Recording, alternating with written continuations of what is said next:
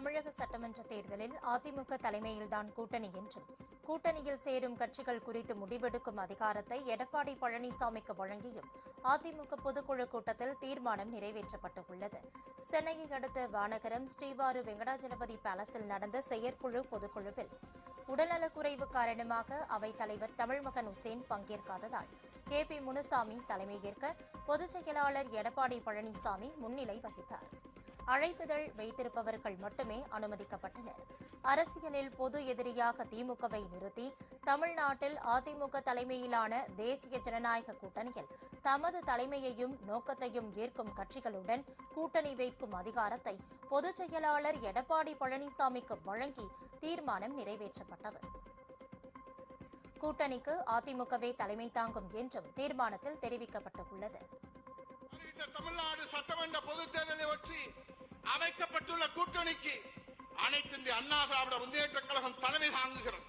கழகத்தின் தலைமையிலான கூட்டணியில் இடம்பெறும் கட்சிகள் குறித்து முடிவெடுக்கும் முழு அதிகாரத்தை அனைத்து இந்திய அண்ணா திராவிட முன்னேற்ற கழகத்துடைய பொதுச் செயலாளர், மாண்புமிகு சட்டமன்றத்துடைய எதிர்க்கட்சி தலைவர், தமிழ்நாடு முன்னாள் முதலமைச்சர், புரட்சி தமிழர் ஐயா எடப்பாடியார் அவர்களுக்கு இப்பொதுக்குழு ஏகமனதாக வழங்குகிறது.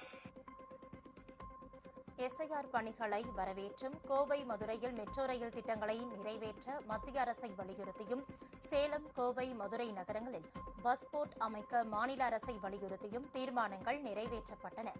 அத்துடன் தேர்தல் வாக்குறுதிகளை நிறைவேற்றாத திமுக அரசுக்கு கண்டனம் தெரிவித்தும் தீர்மானம் நிறைவேறியது.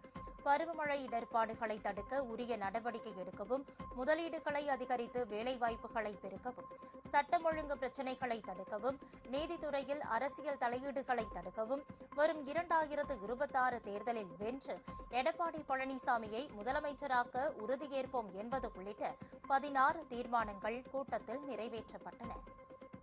அனைத்திந்திய அண்ணா திராவிட முன்னேற்ற கழகம், புரட்சி தலைவர் MGR, புரட்சி தலைவி அம்மா ஆகிய இருவரும் தலைவர்களின் வழியிலே செயல்பட்டு அசைக்க முடியாத மக்கள் செல்வாக்கு பெற்ற அரசியல் தலைவராக திகழ்ந்து வரும் கழக பொதுச் செயலாளர், மாண்புமிகு சட்டமன்ற எதிர்க்கட்சி தலைவர், தமிழ்நாடு முன்னாள் முதலமைச்சர், புரட்சி தமிழர், வருங்கால முதலமைச்சர் மாண்புமிகு எடப்பாடியார் அவர்கள் 2026 மீண்டும் முதலமைச்சராக்குவோம் என்று சூளுரை ஏற்போம்.